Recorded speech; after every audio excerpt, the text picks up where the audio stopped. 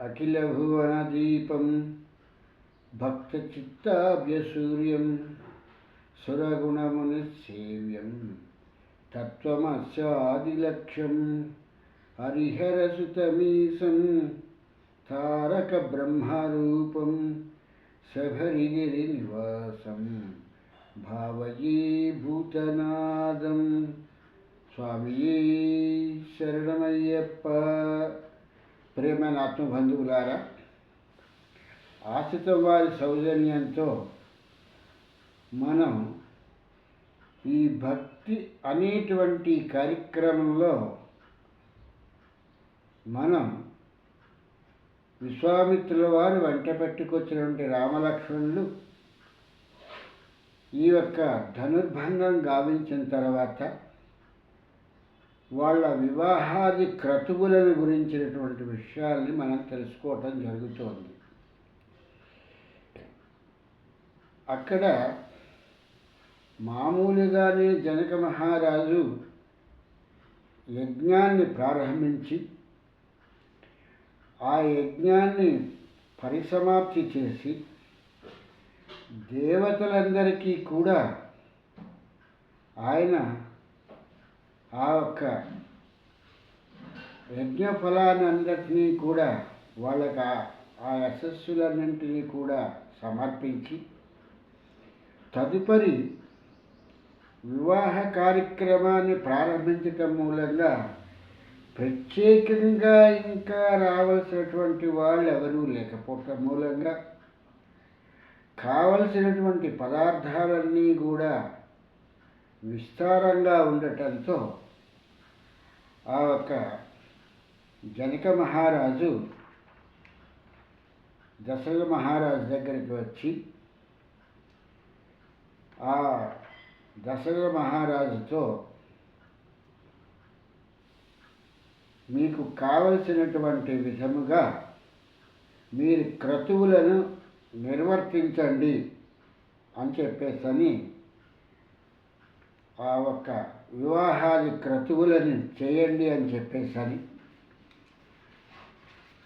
వశిష్ఠుల వారితో పాటుగా అక్కడున్నటువంటి బ్రహ్మ ఋషి అయినటువంటి విశ్వామిత్రుల వారిని వశిష్ఠుల వారితోనూ దశరథతోనూ ఈ విషయాలు చెప్పి తన తాలూకు వేదికా మందిరానికి వెళ్ళటం జరిగింది. ఆ సమయాన్ని పురస్కరించుకొని దశరథ మహారాజు తన కుమారులకు సమావర్తన వ్రతము అనేటువంటి వ్రతాన్ని వాళ్ళ చేతన నిర్వహించడం జరిగింది. సమానమైనటువంటి సమావర్తనం అనేటువంటి ఈ వ్రతాన్ని తన తాలూకు 4 పుత్రుల చేత దశరథుడు శ్రద్ధగా ఈ యొక్క వ్రతాన్ని చేయించడం జరిగింది. ఈ వ్రతం జరుగుతూ ఉండగా కేకేయ రాజపుత్రుడైనటువంటి శూరసేనుడైనటువంటి అతను భరతుని తాలూకు మేనమామ, అలాగే కేకేయ రాజు తాలూకు పుత్రుడు అయినటువంటి ఈ శూరసేనుడు వచ్చి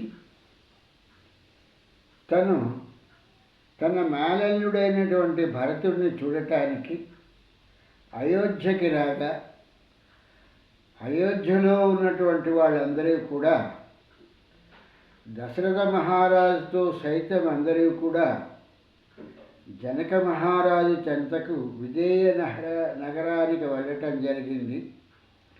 వాళ్ళ పుత్రుల తాలూకు వివాహ మహోత్సవానికి అని చెప్పేసని అయోధ్యలో వారు చెప్పగా ఆ విషయాలు విన్నటువంటి ఆ శూరసేనుడు హుటాహుటీని బయలుదేరి జనకపురికి రావటం జరిగింది.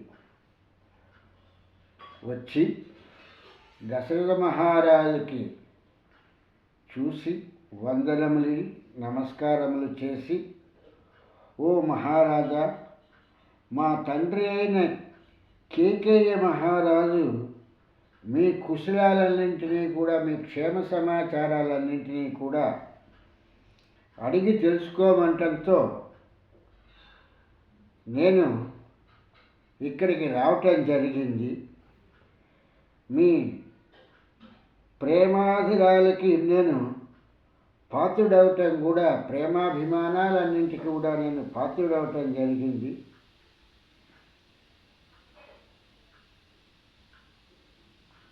అలాగే మా యొక్క బంధుమిత్రులందరినీ కూడా తీసుకొని ఈ యొక్క మిథిలా నగరానికి రావటం జరిగింది అని చెప్పేసి వాళ్ళు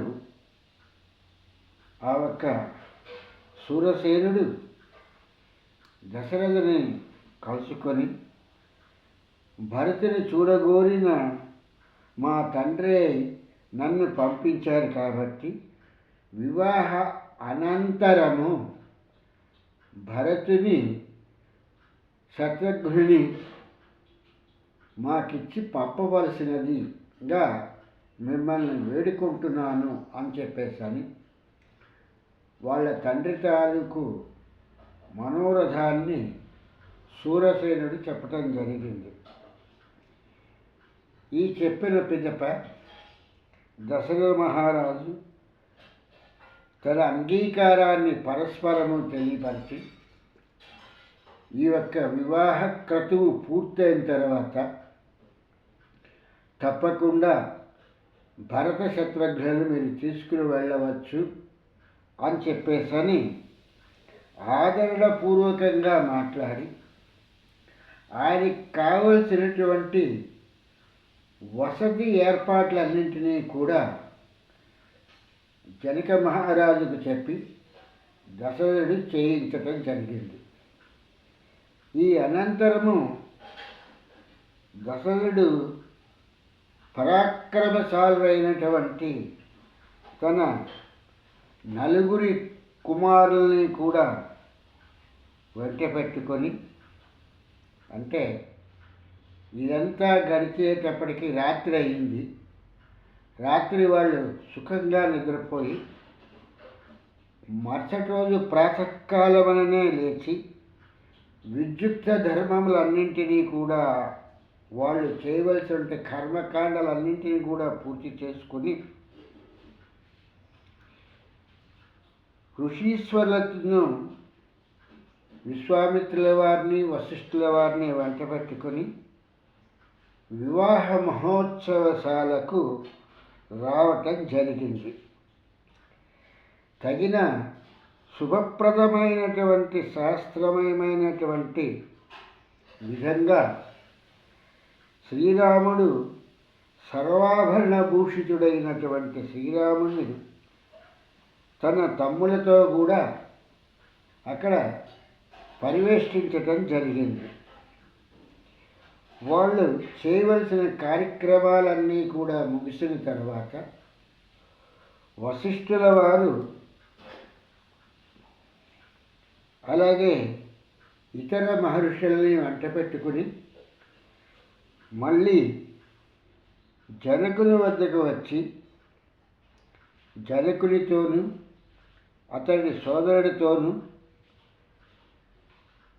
ఆయన రామలక్ష్మణులు, భరత శత్రుఘ్నులు వారి తాలూకు తండ్రిని తోడ్కొని ఈ యొక్క వివాహ మండపానికి రావటం జరిగింది. కాబట్టి ఓ జనక మహారాజా, దశరథుడు వాళ్ళు రక్షాబంధన కార్యక్రమాలను ముగించుకొని పుత్రులతో కూడా కన్యాదానమైన ఈ యొక్క కార్యక్రమం గురించి కన్యాదాతవని దగ్గరకు నన్ను పంపించడం జరిగింది.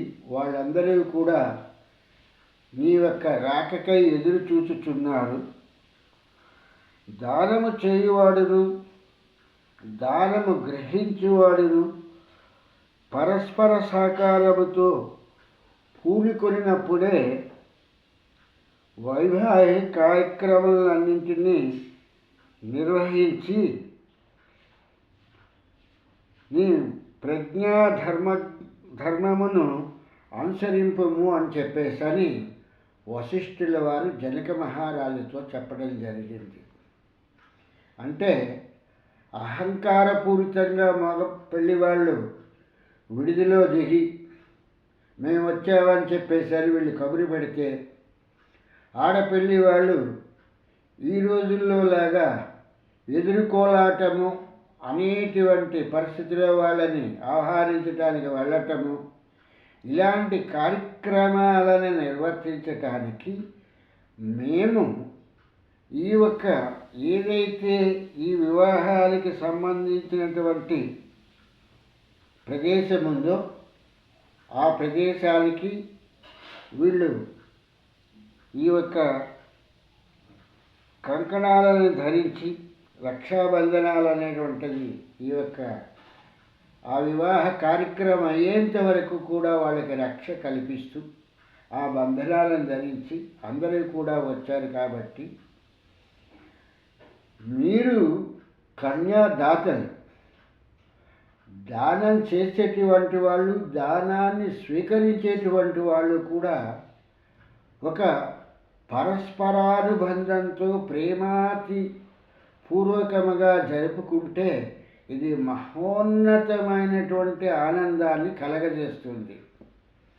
అలా కాకుండా నేటికి మళ్ళీ మీరు మాకు మర్యాదలు సరిగా చేయలేదు, మాకు ఈ ఒక మర్యాదలు తక్కువైనా అని ఇలాగా దానాన్ని స్వీకరించేటువంటి మగపెళ్లి వాళ్ళు దానమిచ్చేటువంటి ఆ వధువు తండ్రిని చికాకు పరుస్తూ ఉంటే దాని మూలంగా కార్యక్రమము సరిగా జరగదు.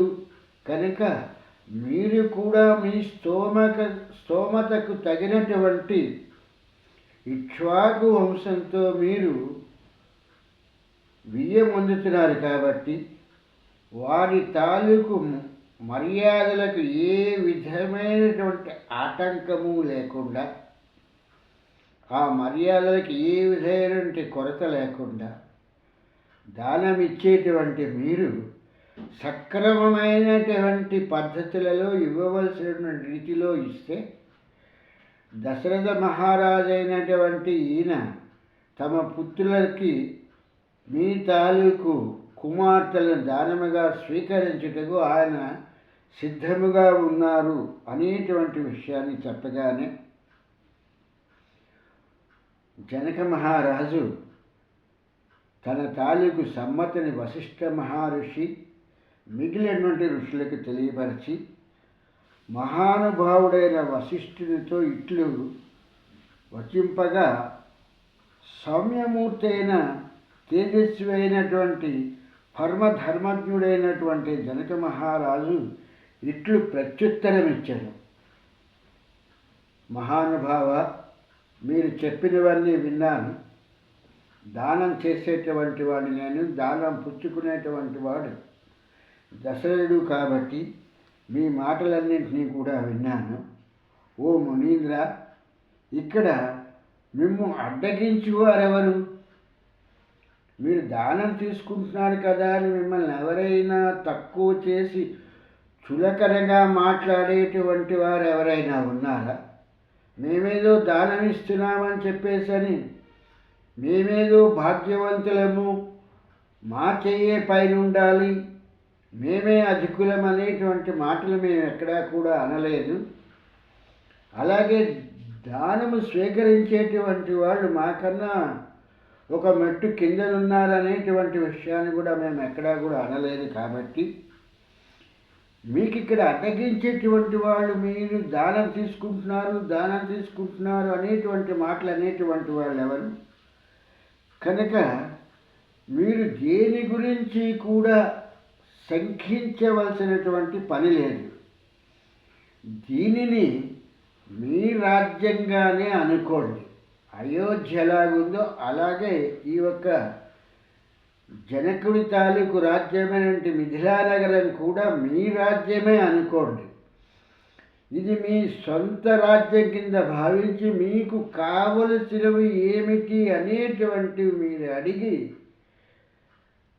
దానాన్నిచ్చేటువంటి నా చేత దానాన్ని గ్రహించే వారికి మీరే స్వయముగా దగ్గరుండి ఈ కార్యక్రమాన్ని నిర్వర్తింపజేయవలసినది అని చెప్పేసని జనక మహారాజు అతి మర్యాదపూర్వకముగా వశిష్ఠుల వారికి చెప్పి ఆ యొక్క వివాహ సంబంధిత మంగళాచారాలకి అన్నింటినీ కూడా ముగించుకొని వివాహ వేదికని చేరుకున్నారు. వారందరూ వెలుగులను విరమచిమ్ముతున్న అగ్నిజ్వాలల వలె తేజరిల్లుచున్నారు. నేను సర్వసన్నిధుడనై మీ కొరకు నిరీక్షించుచున్నాను. వేదిక కడకు వేచి ఉన్న మీ తాలూకు రాక గురించే నేను ఇక్కడ చూస్తున్నాను. ఎట్టి ఆటంకములను లేకుండానట్లుగా జాగు చేయక సర్వకార్యములను నెరవేర్చండి అని చెప్పేసరి జనక మహారాజు వశిష్ఠుల వారికి, విశ్వామిత్రుల వారికి, మిగిలిన ఋషులందరికీ కూడా జనక మహారాజు ఈ విషయాన్ని చెప్పటం జరిగింది. జనకుని ఆదరణ కలిగినటువంటి ప్రేమపూర్వకమైనటువంటి వచనములు విన్నటువంటి దశరథుడు తన కుమారులను ఋషులందరినీ వివాహ వేదిక మండపమునకు తీసుకొని వచ్చాను. అనంతరము వివాహ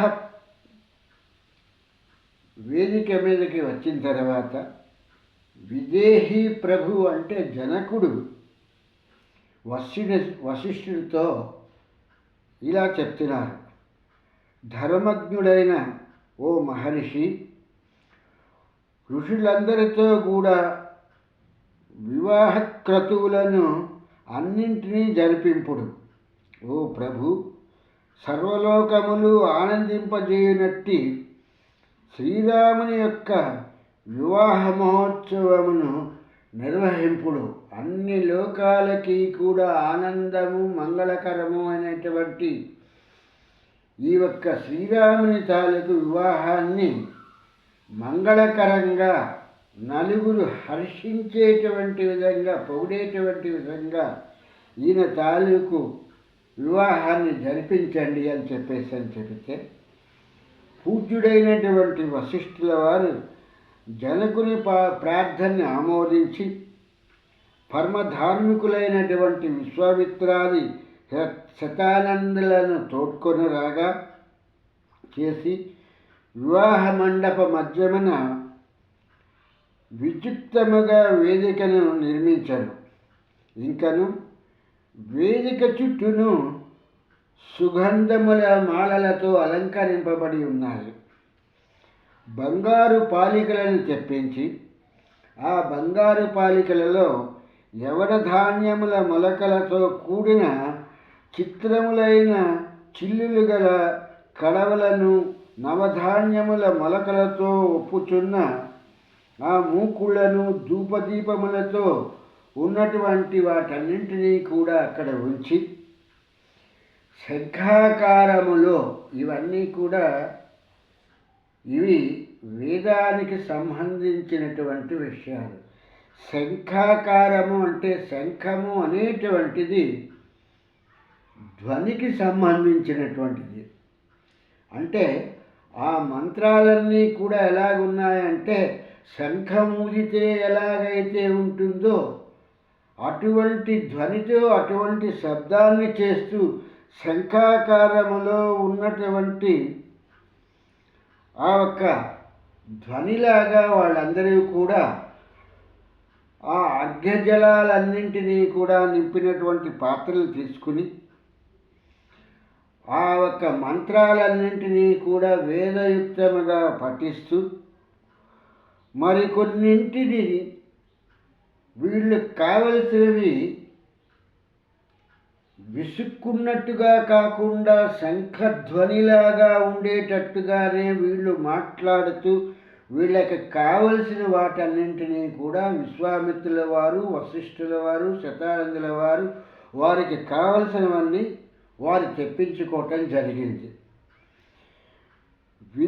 అంటే ఆ వేద మంత్రములను పఠించుచు సమానమగు దర్భల్ని కూడా పరిచి వేదిక శాశ్వతముగా మంత్రపూర్వకముగా అగ్నిని తీసుకొని రాగా పూజ్యుడైన మహా తేజస్వి అయిన వశిష్ఠుడు ఆ అగ్నిని రగులుకొల్పి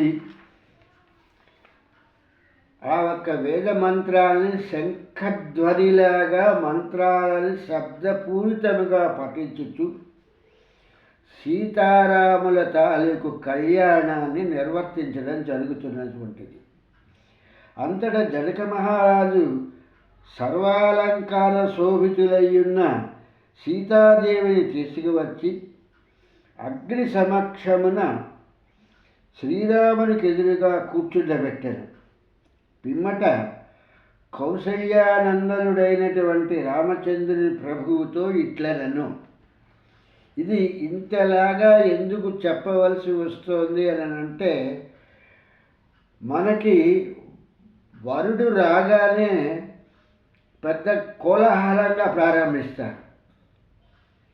అట్లా కాకుండా వధువు అంటే వరుడు ఈ ఒక్క వేదిక మీద ఉంటుండగా వధువు వచ్చినా కూడా ఏ విధమైనటువంటి తత్తరపాటు లేకుండా ఈ యజ్ఞక్రతువును ప్రారంభించి మామూలు మన తాలూకు వివాహాల్లోకి మళ్ళీ ఈ జీలకర్ర బెల్లం లేకపోతే ఈ మంగళసూత్రాలని చెప్పేసి ఈ బంగారంతో చేసినటువంటి 2 లాకెట్ బిళ్ళల లాంటి బిళ్ళల్ని పట్టుకొని అందరూ కూడా వాచీల్ని చాలా తీక్షణంగా చూస్తూ శుభముహూర్తం అని చెప్పేసి ఆ శుభముహూర్తం సమయంలో వధూవరుల నెత్తిని జీలకర్ర బెల్లం పెట్టుకుని ఆ తదుపరి ఈ లాకెట్లాగా ఉన్నటువంటి మంగళప్రదమైనటువంటి మంగళసూత్రాన్ని వధువు తాలూకు మెడలో వరుడు కట్టడాన్ని వివాహ క్రతువుగా మనందరము కూడా జరుపుకునేటువంటి ఒక అద్భుతమైన కార్యక్రమం. కానీ ఈ యొక్క త్రేతాయుగములో ఇటువంటి ఆనవాయితీ ఆచారాలు ఏవీ కూడా ఇక్కడ లేవు అనేటువంటి విషయాన్ని వాల్మీకి మహర్షి మనకి చాలా చక్కగా వ్రాయటం జరుగుతున్నటువంటి విషయము. ఇక్కడ తీసుకురావాల్సినటువంటి అగ్ని తీసుకొచ్చారు. నవధాన్యాలు కలిగినటువంటి పాలికలను బంగారపు ఆ ఒక్క పాత్రలో పెట్టి తీసుకొచ్చారు. పాలికల్లో తీసుకురావటం జరిగింది. అర్ఘ్యజలాల్ని కూడా సువర్ణ పాత్రల్లో తీసుకురావటం జరిగింది. అర్ఘ్యము అనేటువంటిది ఏంటంటే ఆ ఒక అక్షయ అర్ఘ్యం సమర్పయామి అన్నట్టుగా ఆ నీళ్లతో చేతులు కడిగి ఆ ఒక్క ఎవరైతే కన్యాదాత ఉన్నారో ఆ ఒక్క జనకుడు ఆ రామచంద్ర ప్రభువుకి తన తాలూకు సీతని ఆమెకిస్తూ ధారపోయటానికి కావలసినటువంటి జలాలన్నింటినీ కూడా అక్కడ ఉంచుకోవటం జరిగింది.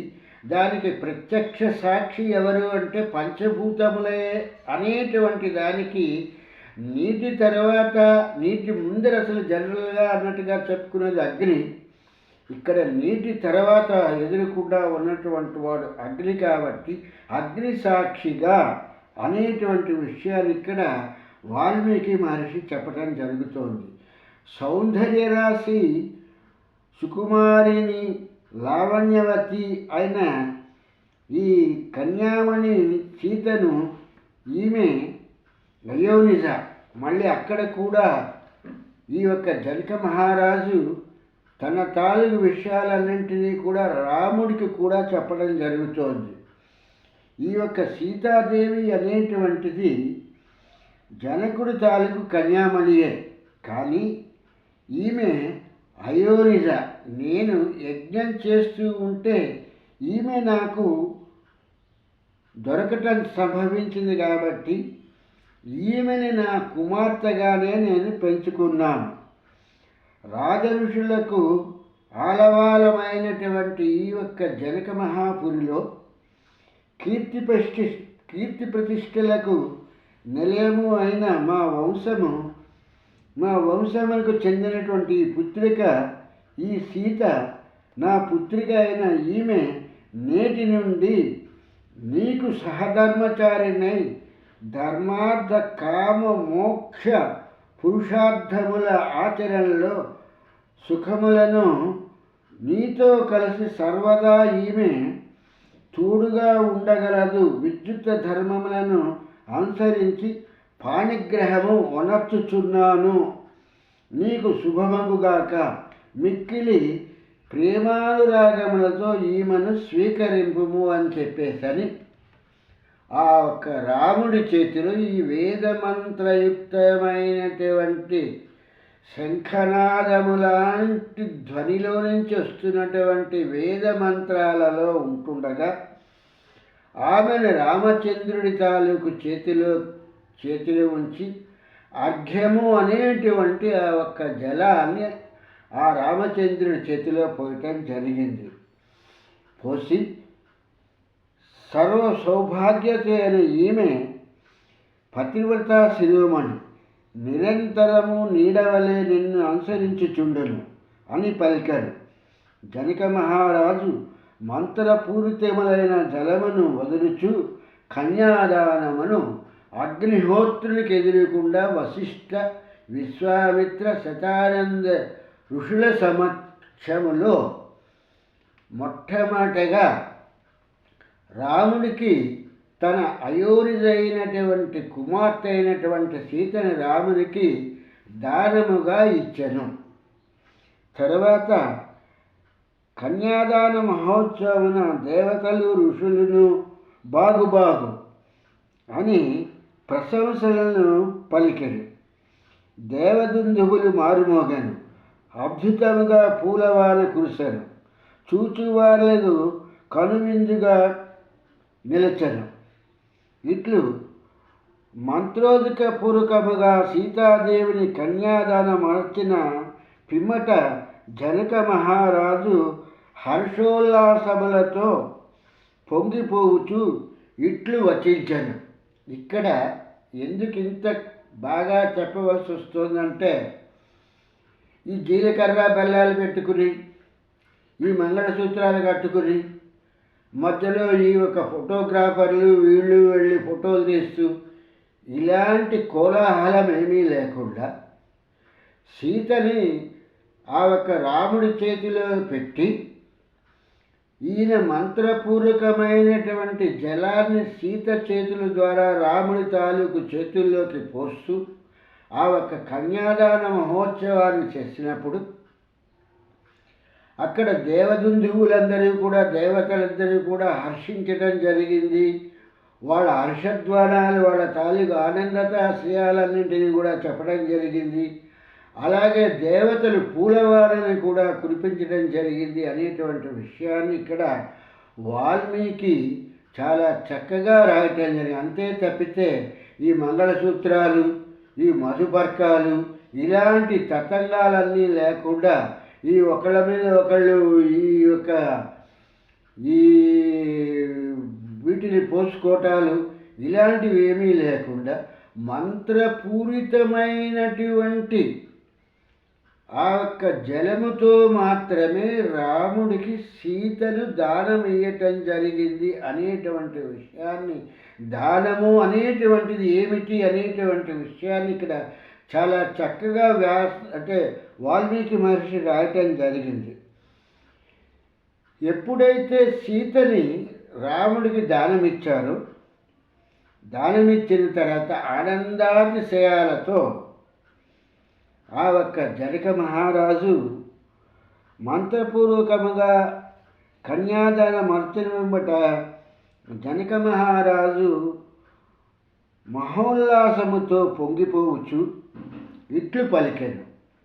ఓ లక్ష్మణ, నీవు కూడా ఇటు రమ్ము. నీకు ఊర్మిళనిచ్చి కన్యాదానము చేయదలిచినాను. వెంటనే కరాగ్రమణ చేసి ఈమెను స్వీకరింపుము, నీకు శుభమగుగాక అని లక్ష్మణుని చేయి చాపమని ఆ చేతిలో ఊర్మిళ చేతులు పెట్టి జనక మహారాజు, విశ్వామిత్రుల వారు, వశిష్ఠుల వారు, శతానందుల వారు, మిగిలిన ఋషులందరూ కూడా వేదయుక్తమైనటువంటి మంత్రములను చదువుచుండగా ఆ ఒక్క జలాన్ని లక్ష్మణుడి తాలూకు ఆ ఒక్క చేతిలో ఖరాగ్రంలో ఉన్నట్టుగాను ఆయన పోయటం జరిగింది. ఇది జరిగిన తర్వాత కాకుత్స వంశరాజులైనటువంటి రామలక్ష్మణ భరత శత్రుఘ్నులు అక్కడ ఉంటుండగా తన తమ్ముడైనటువంటి కుశధ్వజుని పిలిచి ఆ కుశధ్వజుని ద్వారా మాండవిని, సుతకీర్తిని భరత శత్రుఘ్నులకు కన్యాదానం అనర్చను. అంటే రాముడికి ఏ విధమైనటువంటి ప్రక్రియలో మంత్రపూరితమైనటువంటి జలముల మధ్య సీతాదేవి తాలూకు ఆ ఒక్క చేతిని ఉంచి రాముడి చేతిలోకి ఈ ఒక్క అర్ఘ్యము అనేటువంటి ఈ ఒక్క జలాన్ని పోస్తూ ఆమెను ఎలాగైతే సమర్పించాడో, మళ్ళీ ఊర్మిళను కూడా అలాగే తను సమర్పించి అక్కడితో ఆగిపోకుండా ఈ ఒక్క కుశధ్వజుడు అయినటువంటి తన తమ్ముడి తాలూకు కుమార్తెలైనటువంటి మాండవిని, సుతకీర్తిని, భరత శత్రుఘ్నులను కూడా రాముడికి ఏ విధంగా దానాన్నిచ్చాడో అలా చేయటం జరిగింది. ఆ జరిగిన తర్వాత జనకుడు చాలా ఆనందాశ్చర్యాలతో చాలా ఆనందంలో ఉంటుండగా జనకుడి మాటలు పాటించిన ఆ నలుగురు సోదరులు కూడా వశిష్ఠుని ఆమోదముతో తమ వధూరులను పాణిగ్రహణము గావించిరి. మహాత్ములైన ఆ నలుగురు కుమారులు తమ వధూవరులతో కూడా అగ్నికి అనేటువంటి ఆ వేదిక మీద ఉన్నటువంటి ఆ అగ్నికి ప్రదక్షిణములు చేసి జనక మహారాజుకు, ఋషులందరికీ ప్రదక్షిణాలు చేసి ప్రణతులనర్చి పిమ్మట శాస్త్రోక్తముగా కల్పమాత్రములను అనుసరించి వివాహాది కార్యక్రమములను కొనసాగించారు. రామలక్ష్మణ భరత శత్రుఘ్నులను నలుగురిని తమ తమ వధువులతో సీత, ఊర్మిళ, మాండవిక, సుతకీర్తులను కుమార్తెలను కర్మలను గ్రహించుచుండగా అంతరిక్షము నుండి కనుల పండువగా పుష్పవర్షము కురిసెను. దివ్య దుందుబులు మ్రోగెను. వీణావేణు మృదంగ తాళములతో మధుర గీతములు ఆలపింపబడెను. అప్సరసలు గుంపులుగా కూడు నృత్యములు చేసిరి. గంధర్వులు కమ్మగా గానమునర్చిరి. రఘువంశరాజుల వివాహ మహోత్సవము ఆదిత్యాది వాళ్ళందరూ సూర్యుడు, చంద్రుడు చూస్తుండగా అద్భుతముగా జరిగినది. ఈ యొక్క రఘునందనుడి తాలూకు వివాహ మహోత్సవం తమ తాలూకు సోదరులతో కూడా రాముడితో పాటు లక్ష్మణ భరత శత్రుఘ్నులకు కూడా ఆ సూర్యచంద్రుల సాక్షిగా వివాహం చాలా అద్భుతంగా జరిగింది. ఈ విధంగా ఈ మంగళవాద్యాలు ఇవన్నీ కూడా మ్రోగుచుండగా మిక్కిలి తేజమూర్తులైనటువంటి దంపతులు 3 పర్యాయములు అగ్నికి ప్రదక్షిణమునర్చి అక్కడ ఉన్నటువంటి వేదవేత్తలకి కూడా మరొక్కసారి వీళ్ళు ప్రదక్షిణలు నర్చి వివాహ కార్యక్రమాలు నెరవేర్చిన పిమ్మట రామ, లక్ష్మణ, భరత శత్రుఘ్నులు తమ తమ వధువులతో కూడా విడిది గృహమునకు చేరిరి. దశరథ మహారాజు కూడా ఆ నవదంపతులను తీసుకుని మహదానందముగా ఆ ఒక్క ఋషులందరినీ కూడా తీసుకుని తన తాలూకు పరివారముతో ఆయన బంధుమిత్రులతో కూడా కూడి తన తాలూకు విడిదికి ఆయన చేరటం జరిగినది అనేటువంటి విషయాన్ని ఇక్కడ చాలా అంటే ఏ విధమైనటువంటి అతిశయోక్తి లేకుండా ఈ యొక్క జరిగినటువంటి సీతారాముల కళ్యాణంతో పాటు లక్ష్మణ భరత శత్రుఘ్నుల వివాహాన్ని కూడా ఎలా చేశారు అనేటువంటి విషయాన్ని ఇక్కడ ఈ యొక్క వాల్మీకి మహర్షి మనకి చెప్పటం జరిగింది. అంటే కళ్యాణము అనేటువంటిది వైభవపేతంగా ఉండాలి, కానీ ఆడంబరాలకి పోయి మాత్రము జరపకూడదు అనేటువంటి విషయాన్ని ఇక్కడ వాల్మీకి మహర్షి చాలా చక్కగా ఈ యొక్క రామాయణం బాలకాండలో దీన్ని 73వ అధ్యాయంగా ఈయన దీన్ని చెప్పటం జరిగింది అనేటువంటి విషయాన్ని తెలుసుకొని వివాహ కార్యక్రమం అయిన తర్వాత అందరూ ఆనందంగా ఉంటున్నటువంటి సమయంలో వివాహ వేదిక దగ్గర ఏమీ జరగలేదు. వివాహం అయిపోయి వీళ్ళ తాలూకు వీళ్ళ విడుదలకు వచ్చేసి వీళ్ళు హాయిగా ఆనందంగా ఉండి మిగిలినటువంటి విషయములు ఏమిటి అనేటువంటి దాని గురించినటువంటిది మనం ఈ ఆనంద సమయంలో ఆనందాన్ని అనుభవిస్తూ రాముడి తాలూకు లోక జగత్కర్త అయినటువంటి రాముడి తాలూకు కళ్యాణము ఇంత నిరాడంబరంగా జరిగినటువంటి వైభవపేతమైనటువంటి కళ్యాణాన్ని మనం తలుచుకుంటూ ఆ వెంకటనాథుడి తాలూకు అనుగ్రహంతో మళ్ళీ మనం రేపు మిగిలినటువంటి ఈ యొక్క వివాహం తర్వాత ఏమైనది అనేటువంటి విషయాలని మనం తెలుసుకుందాము.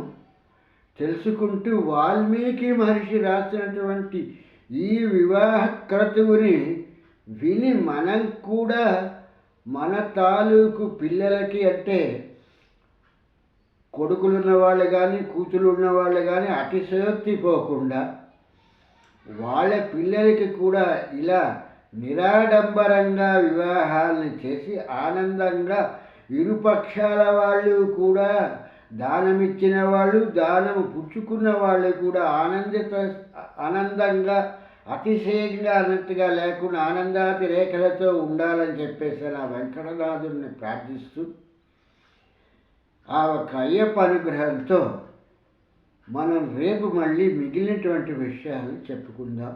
అంతవరకు సెలవు. స్వామి శరణం, స్వామి శరణం, స్వామియే శరణం అయ్యప్ప.